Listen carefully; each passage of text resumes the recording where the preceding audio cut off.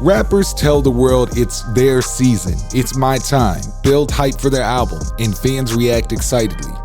Well, hip-hop fans rejoiced in the winter of 2014 and 15 because it really was J. Cole, Kendrick, and Drake's season. These three rappers will always have their names tied together as superstars of their generation.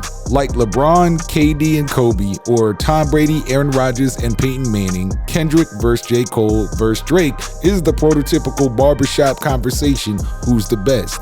In today's video, we're gonna break down the epic story of how modern hip-hop's holy trinity created three classics in just 3 months. Now, every personal classic album has a special spot in the listener's memory. That project's records are the soundtrack to our best times, our worst times, our trials and tribulations, and eventually our futures.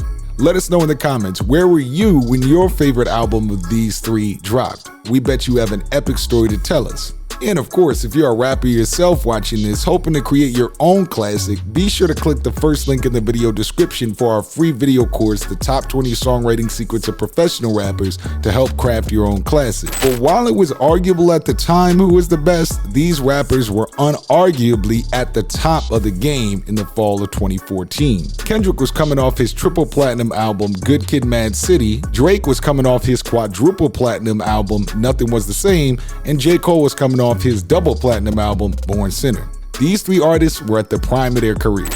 In Kendrick's case, his album was an on-point form of lyrical revival that rap had seemingly been missing since the rise of autotune in the late 2000s. With classic storytelling tracks like The Art of Peer Pressure, Kendrick simultaneously brought Outkast fans back to their childhood, with the title being a direct reference to one of their best songs, and placed scrunch your face West Coast bangers right alongside it with tracks such as Mad City and Backseat Freestyle. In the case of Drake, despite his heralded commercial and critical success, prior to If You're Reading This, It's Too Late, he was still seen as a bit of a soft, moist style rapper, mainly for the ladies. His credibility as a rapper was still on ice due to starting from the bottom being seen as a super stretch due to the fact he was a child actor from Canada. And as we'll cover in a minute, he had yet to win a battle or prove his chops bar for bar as an MC. However, it is important to note that both that battle and the subsequent ghostwriting controversy that came from it did not happen for a full 5 months after If You're Reading This, It's Too Late came out.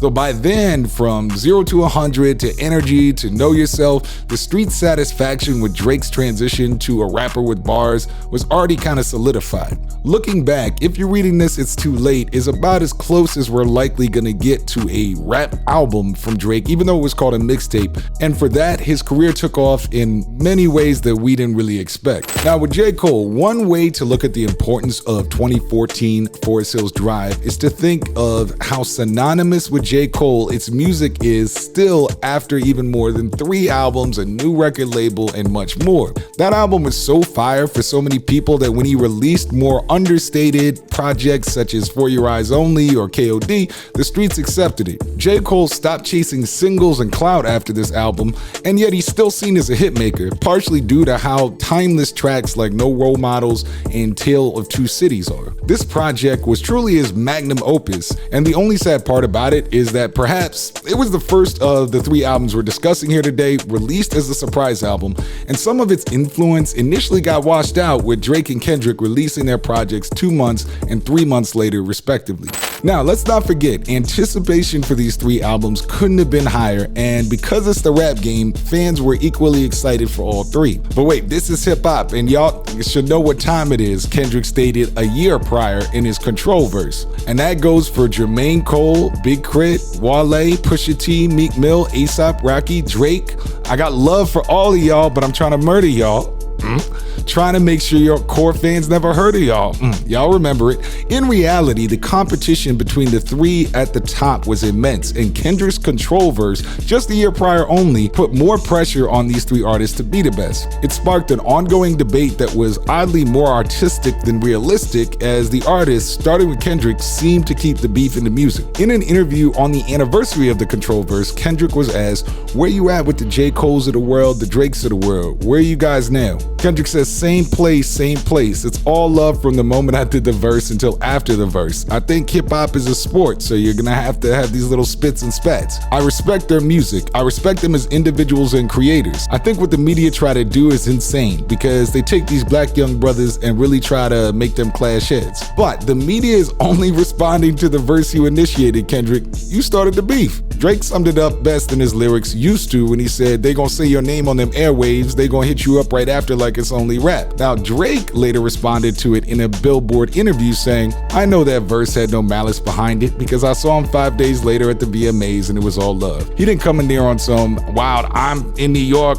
forget everybody, don't look at me. It was one of those things I almost wished he had come in there on that stuff because I kind of lost a little respect from the sentiment of the verse. If it's really everybody, then it really needs to be everybody. It can't be halfway for the sake of the people. J. Cole, in typical fashion, never responded publicly to the Control verse. He only gave a basic response on his Justin Timberlake TKO remix. Now, 2014 Forest Hills Drive was released on December 9th, 2014. Named after his childhood address, that album had no features, and y'all remember, no pre-release singles, and was mainly produced by J. Cole himself. It featured a wide variety of songs from Wet Dreams, an unfortunately untrue story about two lovers losing their virginity, to Fire Squad, which aggressively stated its place in the rap game. That album went on to be certified triple platinum with no features, as fans always remind you. Released on March 15th, 2015, To Pimp a Butterfly was something completely unexpected to Kendrick Lamar fans around the world. It was a concept album about blackness in America, and it challenged listeners and brought them into an artistic world that deviated from traditional hip-hop. A spin-off of the famous novel To Kill a Mockingbird, the album featured traditional releases like I and Blacker the Berry,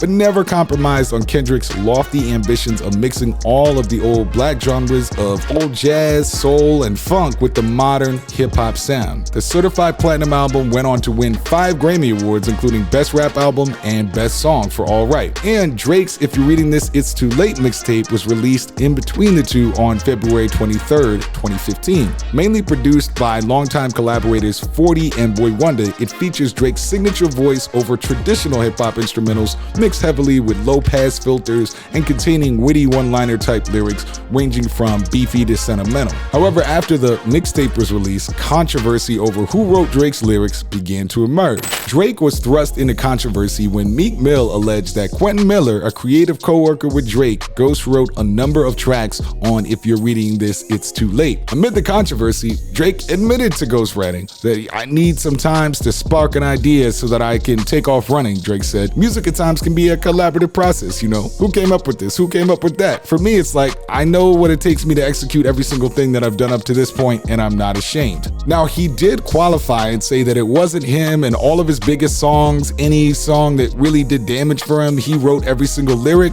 and that's all well and good, but regardless, Drake was walking on thin ice in the rap game. It made listeners question which lyrics were his, which lyrics were Miller's, and the overall authenticity of his message. I mean, if we're gonna keep it all the way G, the fact that he won that battle pretty much saved his career. Like, the fact that Back to Back was let's just keep it real, as hot as it was, is the only reason he's even still where he is. Even Kendrick Lamar threw a little shot, commenting on the topic in his song King Kuta, saying, I could dig rapping, but a rapper with a ghostwriter, what happened, right? We all know what happened, but it didn't seem to affect Drake's popularity and success. His next solo album, Views, went on to go 6 times platinum. Now, often when it comes to these legendary moments in hip-hop, we don't realize just how clearly we are staring down the hallways of history. Although this time it was only 7 or 8 years ago, and probably mentally more like 4 to 5 if you count in non-pandemic years, we should give these artists their flowers while they're still alive and bask in the epic glory that was the winter of 2014 into 2015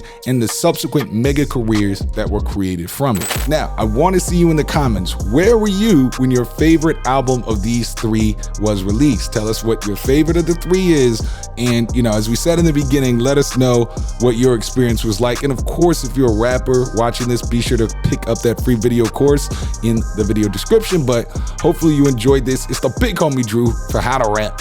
I'm out.